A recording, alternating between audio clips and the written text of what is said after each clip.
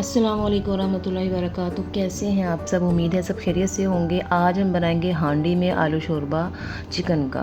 बहुत मज़े का बनता है। आइए तैयार करते हैं। सबसे पहले इंग्रेडिएंट्स देख लेते हैं। प्याज है 2 नॉर्मल साइज़ के और 3 हरी मिर्चें हैं और ये स्पाइसेस हैं जो कि ऊपर मेंशन कर दिए हैं। और ये टमाटो का पेस्ट है जिससे मैंने सब्ज़ मिर्चें डाल दी थी और इसके अंदर अदरक लहसुन का पेस्ट डाल के इसको ग्राइंड कर लिया था। ठीक है। और स्पाइसेस भी ऊपर मेंशन किए हैं, वही स्पाइसेस आपने डालने हैं। हांडी ली है मैंने मट्टी की और इसमें एक डिफरेंट तरीके से शोरबा बनेगा। देखिए इसमें मैंने पानी डाला है, 1 गिलास पानी डाल के आपने प्याज को उसमें ऐड कर देना है और प्याज इसके पानी के अंदर ही ये पक जाएगा और गल जाएगा। आप देखें शोरबे के अंदर अक्सर ये होता है कि प्याज तैर रहा होता है ना, तो ग्राइंड करके भी वो टेस्ट नहीं आता। तो अगर पानी में इसको अच्छे से गला लें उसके बाद इसको ऑयल डाल के भून लिया जाए तो इसका टेस्ट ही अलग है। अब ये देखिए इसमें इसको हल्का हल्का सा ये भूनता जा रहा है और पानी के अंदर ही ये गल गया। इसमें मैंने सिनेमन स्टिक्स डाल दी थी। अब मैं थोड़ा सा ऑयल डालूँगी क्योंकि ये गल चुका था।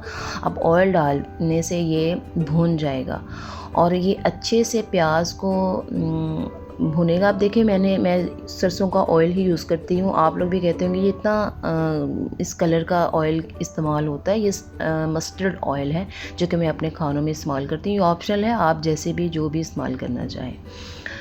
और ये ऑयल इसने छोड़ भी दिया, ये भुनता जा रहा है प्याज और ये अच्छे से देखें ये गल गया है। इसके अंदर एक तो मट्टी की हांडी है, उसके साथ ये सरसों का ऑयल है, तो बहुत ज़्यादा अच्छा इसका जो है वो टेस्ट आता है। अब मैंने इसके अंदर हरी मिर्चें डाल दी थी, साबित हरी मिर्चें जो कि मुझे हंडिया वगैरह में बहुत मज़े की लगती हैं, ये नज़र आती हैं। तेज़पात डाला, तेज़पात डालने के बाद ये स्पाइसेस डाल दिए। जो भी स्पाइसेस, हल्दी थी इसमें, सुरख मिर्च थी, नमक था और ज़ीरा और धनिया जो का पाउडर बना लिया था वो था। और अब मैं लास्ट में इसके अंदर टमाटो का जो पेस्ट बनाया हुआ था वो ऐड कर दूँगी और इसको अच्छे से हमने भूनना है। भूनने के बाद जो है वो मैंने इसके अंदर चिकन डाल लिया था जो कि आधा किलो से ज़रा ज़्यादा ही था। तो चिकन डाल के इसको आपने अच्छे से भून लेना है और ये अपनी इसको मैंने कवर कर दिया था थोड़ी देर। कवर ना भी करें तो ये अच्छे से जितना इसके अंदर मसाला था उसके अंदर ही इसने भून जाना था। इसमें पानी वगैरह डालने की ज़रूरत नहीं थी क्योंकि जो हमने मसाला तैयार किया था टमाटो का उसी के अंदर ही इसने तैयार हो जाना था। अब ये मैंने इसके अंदर जो था वो आलू डाल दिए थे। इस टाइम जो थी वो इसके लाइट में आलू नज़र ही नहीं आ रहे थे। मैंने दोनों साइडों की तरफ करके दिखाया लेकिन वो नहीं, लेकिन जब मैंने डाला था उसके अंदर ये नज़र आए कि जी वाकई ही आलू ही हैं। ये मैंने आलू काट के डाल दिए थे इसके अंदर। और अब ये चिकन तो भुन गया था आलू डालने से, मज़ीद अब चिकन की भुनाई भी होगी और सालन की। अब ये देखें कितना अच्छा ये भुन चुका है और इसने आहिस्ता आहिस्ता ऑयल भी छोड़ दिया। अब इसके अंदर शोरबा बनाने के लिए मैंने पानी आपने अपनी मर्ज़ी से लेना है, जितना आपने शोरबा रखना है। इसको मैंने पानी को थोड़ी देर बॉयल कर लिया था ताकि गर्म पानी जब उसके अंदर डालते हैं तो एक तो शोरबे का टेस्ट भी अच्छा रहता है और दूसरा वो टाइम नहीं ज़्यादा लेता ठंडा पानी डालने की निस्बत। अगर गर्म पानी करके डाल दें तो ज़्यादा बेहतर रहता है हंडिया में।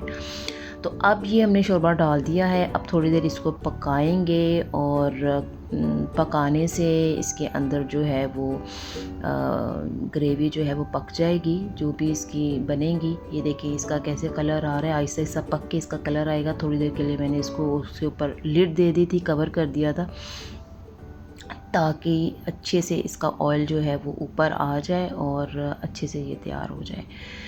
और ये बहुत मज़े का बनता है। ये देखिए थोड़ी देर मैंने कवर कर दिया था। अब ये इसका लास्ट में इसकी ये लुक है और इसने ऑयल छोड़ दिया है और इसका बहुत ही ये टेस्टफुल हांडी बनी थी आलू शोरबे की। अब इसके अंदर लास्ट में मैंने गरम मसाला ऐड किया था और अदरक और ज़ीरा और धनिया पाउडर मैंने शुरू में डाल दिया था मसाले के साथ, लेकिन ये गरम मसाला मैंने लास्ट में यूज़ किया है। और साथ ही मैंने धनिया फ्रेश डाला और मैंने इसके अंदर कसूरी मेथी जो होती है ना सूखी थोड़ी सी, वो हाथों में मसल के हथेली में वो आप डाल दें, उसका बहुत अच्छा टेस्ट आता है। उसके बाद थोड़ी देर कवर को लिड कर रख दें ताकि उसका अच्छे सा जो है ना टेस्ट एनहांस हो जाए, फ्लेवर आ जाए। और ये हमारा तैयार है। उम्मीद है आपको पसंद आया होगा। दुआ में याद रखिएगा। अस्सलाम वालेकुम रहमतुल्लाहि व बरकातहू।